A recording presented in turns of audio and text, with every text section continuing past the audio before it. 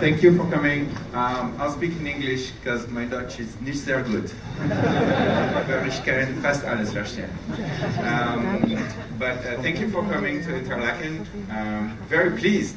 Actually, I didn't know how many people to expect. They didn't tell me, and I arrived. They were more or less all over Interlaken. So I think that's really cool. Today, the Model S is the most popular car in Interlaken, and we love it. It's very important for me to be here. When we decided to make a dual motor, that's not long ago, we decided to make a dual motor. We said, Elon wanted to have a launch in America, in Los Angeles. That's his home, that's the home to the studio, and I understand. But I said that the start in Europe needs to be in Switzerland. Because I wanted for all of you to know that we are very, very appreciative of our customers in Switzerland. It's a very important market for us, and I wanted to show our appreciation by having the first event here in Interlaken. So thank you very much for your support. You'll get a chance to experience the cars in just a few minutes. There's a lot of exciting news coming on Tesla. There's a lot has happened in the past. There's even more coming in the future. But rather than explaining a lot about the dual motor or the autopilot, which is a big effort for us, you know, we have a little video which we're going to show in just a minute. And then if you want, for a few minutes afterwards, we can do a few Q&A, you can ask me a few questions. You can ask in German, in French, whatever, it's okay. I will answer in English. All right, well, thank you. Let's watch the video, and then I'll come back right after.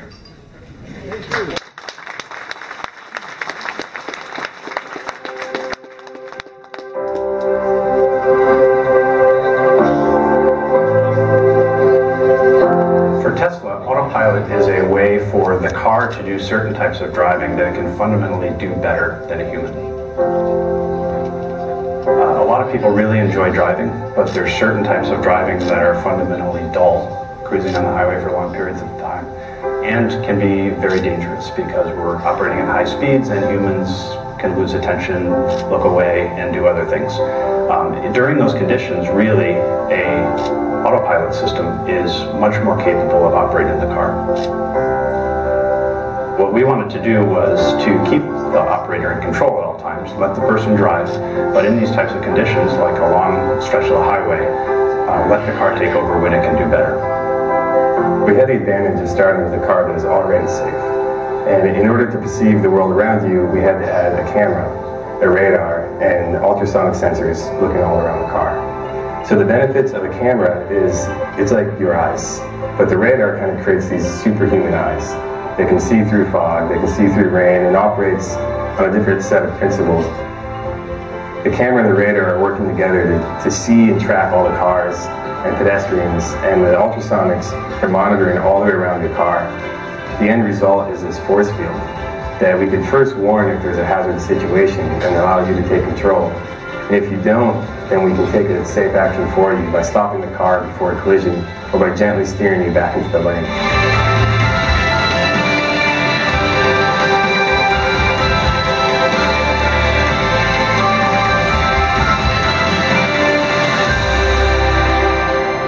The original Model S is the best car in the world. And it's fantastic in all weather conditions, but we even wanted to take it further, and we wanted to evolve the electric car to the next level. As we looked at how you deliver all-wheel drive with an electric car, which is completely different than a traditional car, the best way to do it is actually to put two motors in the car, hence the name dual motor. So in a normal car, you have one distinct power unit that then mechanically distributes the power to all four wheels. With ours, we can use two completely separate motors at the front and rear of the car and distribute the power that way. If one wheel or tire is slipping, the brakes are actually slowing that wheel down so that the others can catch up to it, and therefore it's also sending additional power to the wheel that has more grip. Driving the car, you'll have more confidence, you'll notice additional traction, which then being able to take turns faster and being able to take them safer, which is even more important. We can turn one motor off when we want to. We can use the front motor more than the rear in some instances, or the rear more than the front in others. And that gets us to a point where we can actually have better range than a rear-wheel drive car. And that kind of puts you at an advantage compared to any other all-wheel drive product out there. The reason that we were able to do this car is because we have a high degree of desire to achieve new things at Tesla. This is all in the makeup of how we work here. Everybody has a desire to do something better. So we've spent the last year and a half perfecting 85D, P85D, to get to a great car that appeals to all customers. Being in Silicon Valley and being in an area that develops all kinds of electronics and technology, I think we fundamentally came at this challenge very differently. Ultimately, what we've done is ignored what's out there right now and started from scratch. We've moved the game on. We've allowed ourselves to understand from our learning that we've done over the last 4 years of working on Model S, and we've actually applied improvements to it, and we pass that on to our customers.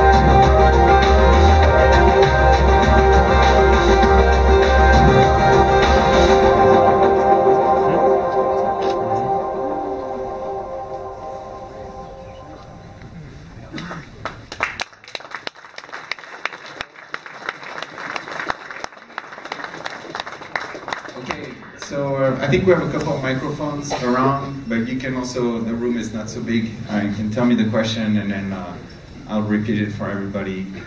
We can do that for a little bit and then everybody can go test ride the car. Any questions?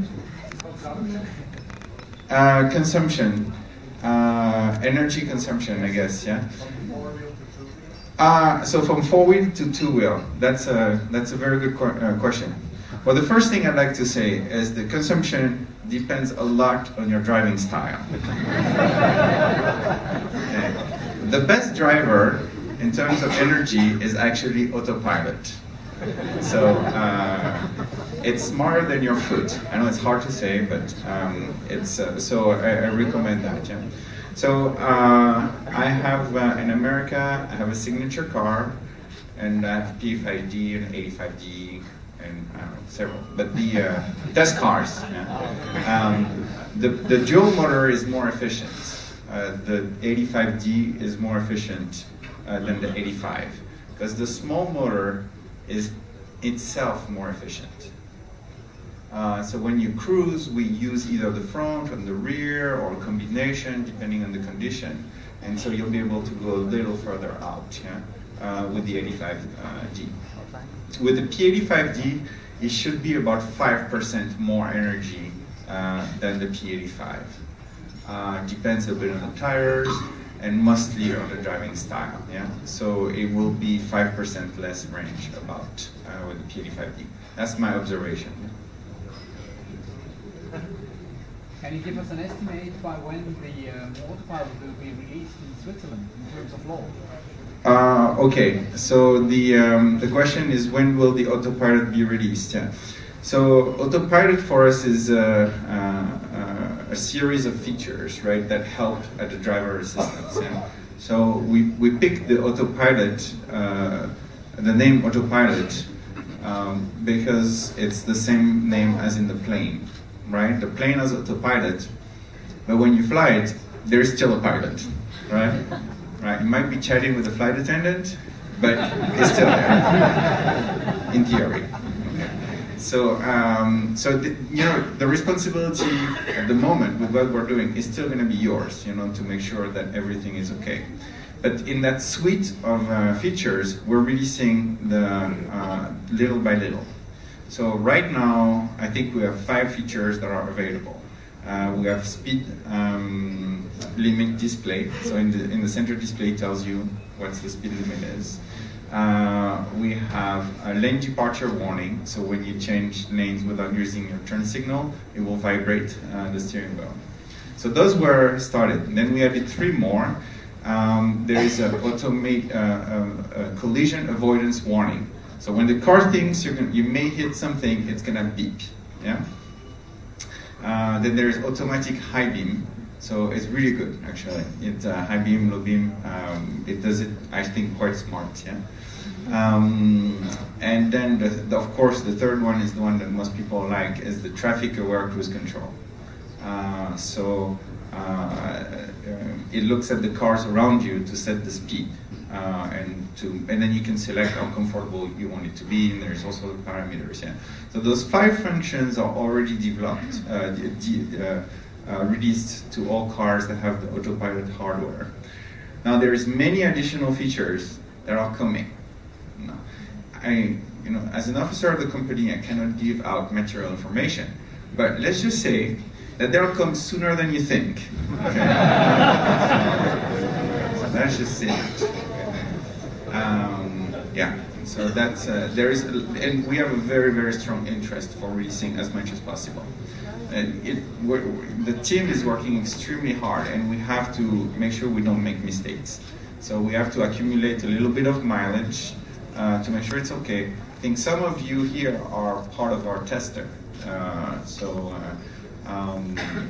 We send prototype firmware over the air to us, like some employees, and to some of our customers, and we get feedback, to make sure it's all okay before we send it to everybody. But it will happen sooner than you think.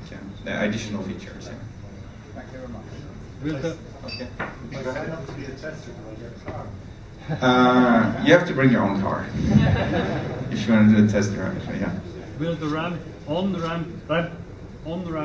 off, ramp on feature be available all over the world? Yeah, I hope so. We'll have to find a solution how to implement. But that's the expectation. Technically, there is no difference. Any other question?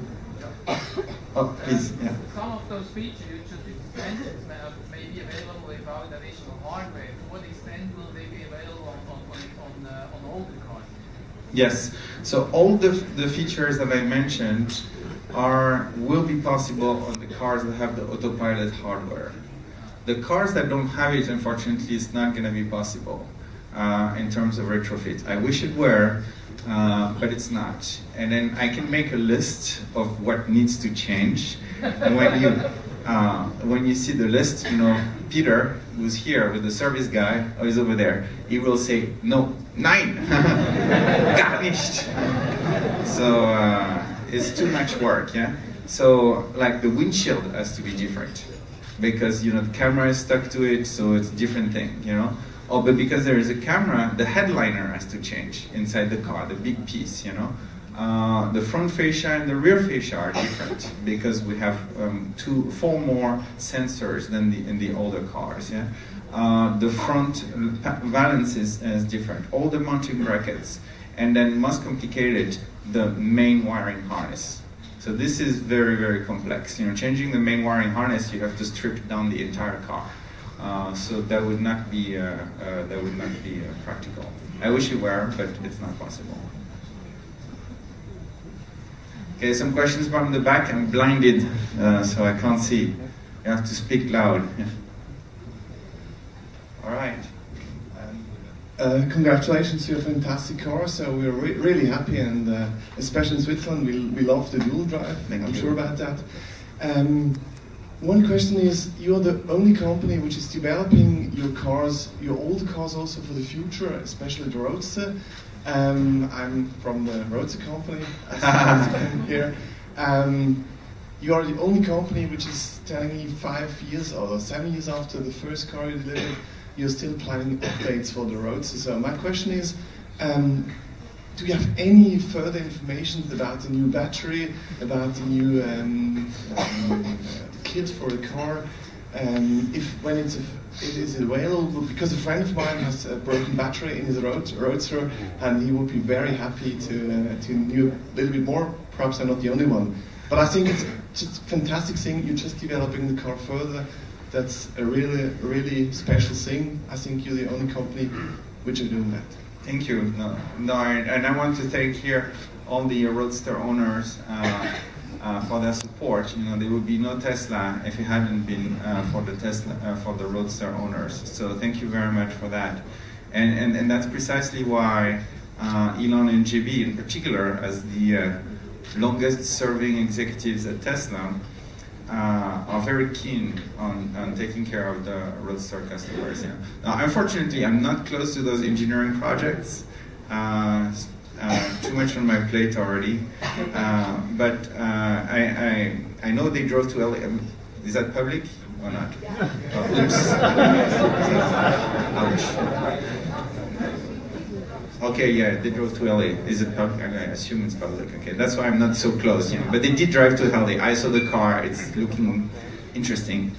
No, it's very modern. I thought it's pretty cool to see how much nicer and more modern it looks. Yeah, but I don't have the details. Neither on timing nor on the cost. For us, it's a sign of appreciation. It's not a source of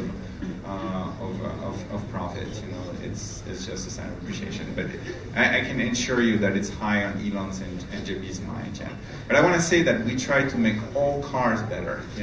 Even if you have one of the first Model S, you will see that the navigation is going to become better and better. With 6.1, it was already better. And with 6.2, there is even more very desired features. One thing that I would like to ask all of you is that every time you come to service, which I know is too often, but there is a little survey you receive afterwards. So write down what you want in that little survey, okay? Because we read all of these things, and I read all the negative ones, as you know, because you may have received an email from me. Or he does get them. But you write it because we have a team that makes statistics, right? So when I meet with the engineers and with Elon, we use those statistics to decide what to work on the car next. So I think it's not very, well understood that it's your direct feedback that influences what we do next. So please take the time to write it down. There's a little box at the bottom, and then we tabulate it, and we use that. So in 6.1, you saw those backup lines. I was getting tired of getting emails saying put backup lines. The engineer saying it's not possible. Well, that engineer is no longer at Tesla, but there is one now that found a solution. So you have the backup lines. But if it wasn't for the insistence of the customers, we would have no backup lines. Okay. So please, it's important to write down, and we'll follow up with that. Just a couple more questions. Yeah. Oh, go ahead. Yeah. Can you give us, please, some more insider information about Model X and Model 3, please? Yeah. So Model X, again, I'm not allowed to give material information, because I would go to jail. But the Model X, I think it's public that we have a lot of them, right? We're being careful with the streets, but we built a lot of them for different tests, We're not at the point yet where they gave me one to go home, but I hope so. Soon in the next few weeks that I will get one. So yeah, it's moving along. It's looking nicer. We're trying. There are little improvements compared to the concept car, and we are not going to show them before we start deliveries. So we're trying to keep it like a little secret. With the Model S, because I was in charge of Model S, we were way more open. We were driving everywhere and breaking down everywhere. But with the Model X, we're trying to be a little bit more discreet. But I think it's progressing well, from what I see. And I look forward to getting my test car. Can you tell something about the price level of Model X and Model 3? So the Model X, it's about the same as Model S. So just maybe a little bit more, I think. And then for Model 3, I think the target is to be half price. So that's what we're working towards. Definitely, yeah. Thank you. Okay, one last question, because I know you guys want to go test drive. Yeah.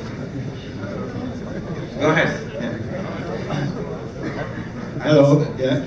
Oh, okay. Go ahead. Sorry, you got beaten. Go ahead. Could you tell us a little bit the development of the battery capacity? Because in the next years, I think we will receive more capacity. For me, that's the most important, and not the autopilot. Yeah. So the technology continues to evolve, you know, and that's what we're trying to start planning ahead. You know, we're building the Gigafactory in Nevada, in Reno. I'm not sure, you know, that, yeah, about the details.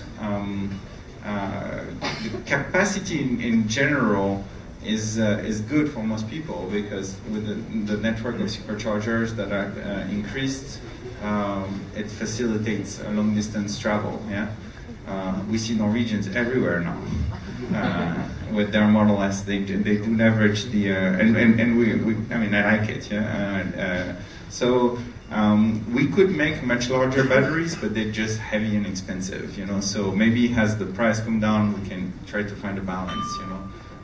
But our focus has been more on expanding the network of superchargers to facilitate even further the long-distance travel. And I have to say too that we are shipping, I think about several hundreds already in Europe of customers have got the CHAdeMO adapter as well to facilitate that travel as well. So I think about half the people that had ordered one already got one in Europe. The only challenge with CHAdeMO is the car is very powerful for the CHAdeMO stations. You know, so sometimes the CHAdeMO station is not happy, but the car is happy. CHAdeMO not so much, but it's okay. All right. Well, I think Johan is gonna give some final advice. You know. For the test drive. My advice to you is put your head against the headrest. So that's it. All right, thank you. Enjoy the evening. I'll be around for a little bit, so you can come ask me questions. Thank you.